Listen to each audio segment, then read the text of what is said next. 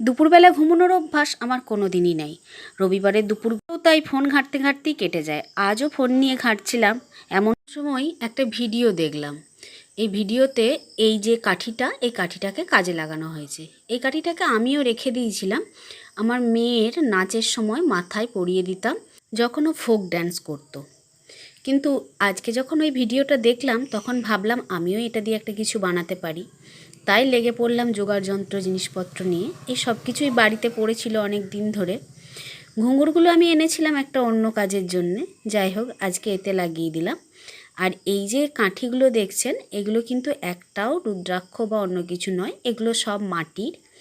অনেক দিন আগে বিষ্ণুপুর বেড়াতে গিয়েছিলাম, তখন একটা হাড় কিনেছিলাম, সেই হাড়েতেই এগুলো ছিল। পরবর্তীকালে হাড়টা ছিঁড়ে যায়, অনেকগুলো এরকম মাটির বল ছিল, সেগুলো সব হারিয়ে গেলেও এই কটা পড়েছিল, তাই সেগুলোকে নিয়েই লেগে পড়লাম।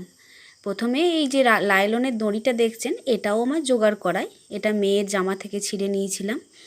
এটাকে ভালো করে বেঁধে এর মধ্যে সব কিছু গলিয়ে দিয়ে ডগেতে ঘুঙুরগুলো বেঁধে সুতোটাকে আবার ভিতর দিকে ঘুরিয়ে ওই গোল বলটার পাশে সুতোটাকে ভালো করে বেঁধে নিয়েছিলাম।